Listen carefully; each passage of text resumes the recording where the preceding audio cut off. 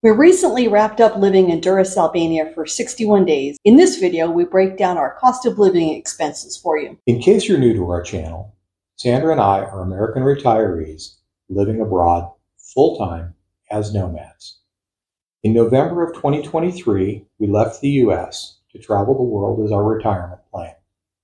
And as we explore, we're also scoping out places that could someday be our home. Along the way, we're documenting our travels, adventures, and expenses here and on our blog to share with you what it looks like to retire overseas as nomads on a moderate budget, and maybe give you some ideas and a little courage if you're thinking about making a similar move. Now for us, a moderate budget means $2,700 US per month for all living expenses for the two of us, which is less than we would have spent had we decided to retire and stay back home in Oregon. To clarify one important point, we say budget a lot. What we actually mean is target. It's not what we have available to spend, it's the amount we'd prefer not to exceed. The only thing that we don't include in that $2,700 per month is the cost to move between locations. But don't worry, we'll go over those relocation expenses towards the end of the video. After going over our budget in Mexico, we booked 2 months in Durrës as a bit of a financial reset. We were looking specifically for someplace in Europe with reasonable housing costs and good weather, not too hot, not too cold. We read that Albania has some of the lowest housing costs in Europe, a beautiful Adriatic coastline, and a reputation for being safe and welcoming.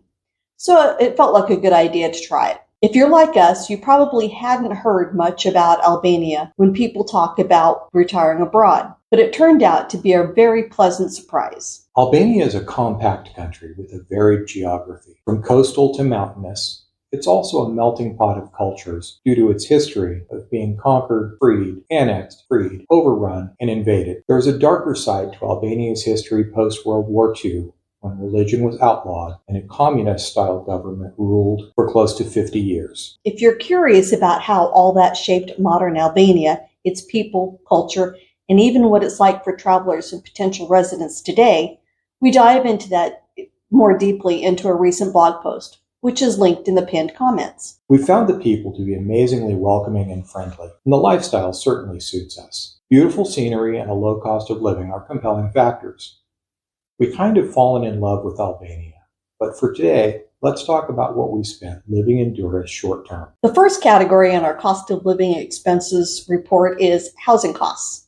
The cost of living in Albania really shines when you compare housing to Western Europe or the US. Our 1-bedroom, 1-bathroom with kitchen apartment on the 8th floor on the main street in Plazh, 2 blocks from the beach in Durrës, cost us $1,458 for 62 nights. Short-term rentals are always more expensive than long-term leases. The same apartment on a 12-month contract would be around $450 to $500 compared to the $700 we paid. But relative to what we were paying for our 300-square-foot studio apartment in Redmond just before we left the States is still cheaper. But we actually only stayed 61 nights. Why? Here's a little tip we picked up years ago. We booked the apartment to start the night before we arrived in Durrës so that when we arrived at 8 in the morning, we could go straight to our apartment rather than waiting for the 3 p.m. check-in time. At just $24 per night, we figured the ability to immediately check in and get settled was well worth it. Next up on our cost of living expenses, my personal favorite category, food. We ate more than double our usual number of meals out in Durrës, partly because the stove and oven in our apartment didn't function properly and the landlord didn't get it repaired until the week before we checked out. One of our most pleasant discoveries has been how affordable restaurant dining is in Durrës. Pizza, doner, shawarma, souvlaki is impossibly affordable on the streets of Durrës, and this extends to full restaurant meals as well. Eating our main meal out each day costs less than grocery shopping back in Oregon, while giving us access to fresh food, traditional dishes, and the social atmosphere of local restaurants. Most of our meals were in the $7 to $20 range for the two of us. We did have a few meals in higher-end restaurants, but even our nicest dinners in Durrës cost less than a single entree at a mid-tier restaurant back in Oregon. Meals out happened 60 times in Durrës.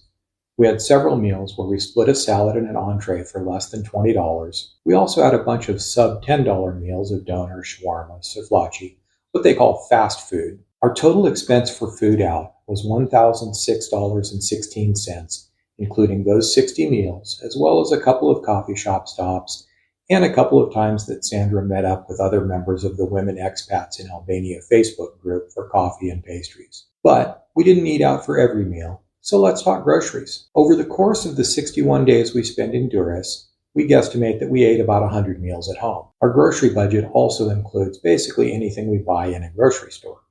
Cleaning supplies, toilet paper, toothpaste, aluminum foil, whatever. It's just too tedious to go through our receipt line by line and break out that sort of thing into the miscellaneous category, where it probably should be. Our grocery expense was $765.47. Our total food expense for 61 days in Durrës was $1,771 American.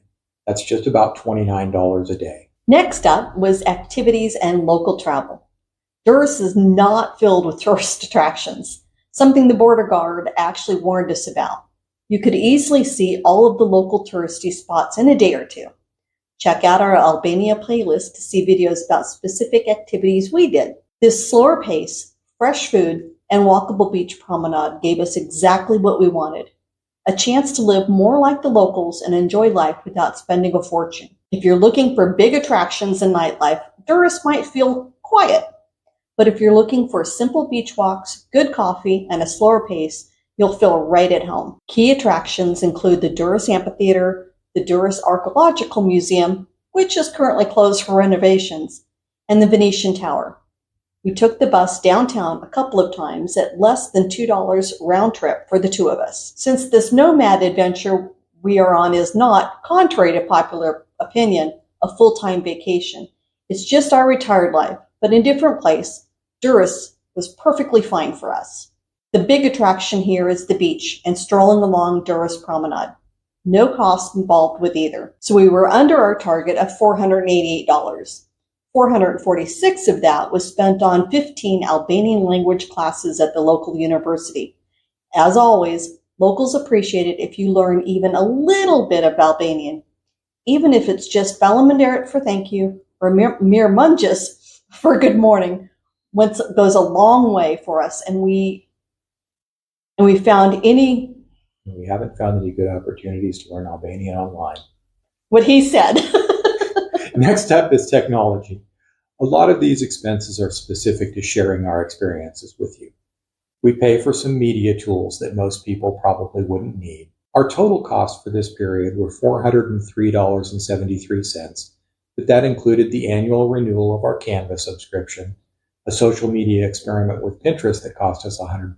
Norton Utilities came up for renewal, and we had 2 months of Google Workspace and Ancestry. Healthcare expenses were $463 for this period. $401 of that was just the regular monthly premiums on our international health insurance.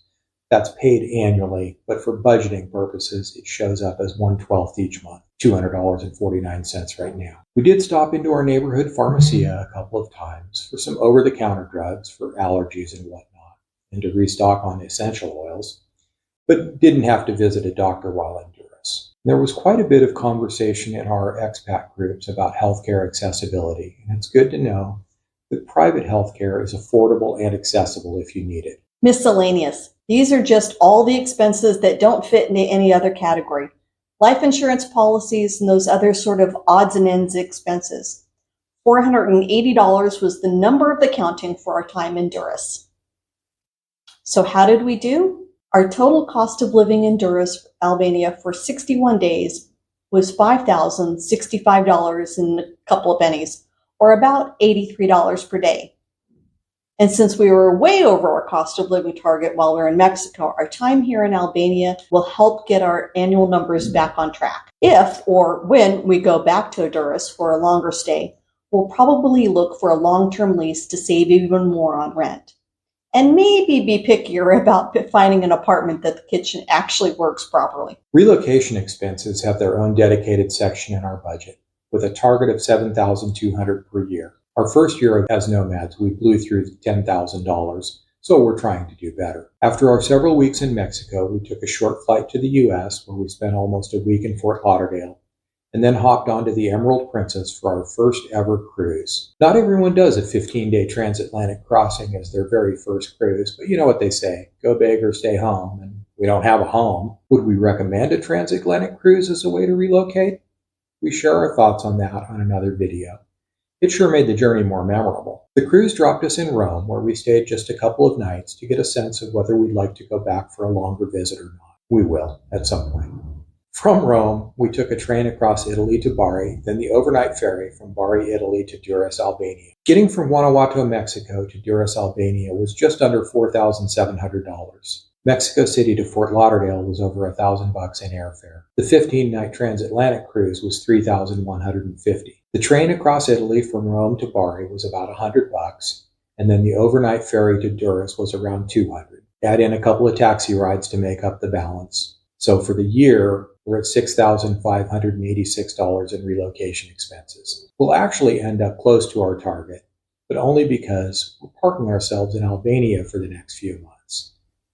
As I said earlier, we've kind of fallen in love with Albania, and as U.S. passport holders, our tourist visa allows us to stay up to 365 days. We've decided to spend a couple of months each in a few different cities, which keeps our relocation costs down. Living in Albania for 6 months or more might not sound as exciting as country hopping every 30 to 90 days, but it's exactly what our annual budget needed, and we're enjoying fewer travel days. When we started our senior Nomad adventure back in 2023, we thought that a month in each city would be enough, but we have learned that we really want at least 2 months. That way we pass the point of being a tourist and can really settle into a routine. So that completes our Durrës cost of living breakdown, 61 days, every expense tracked.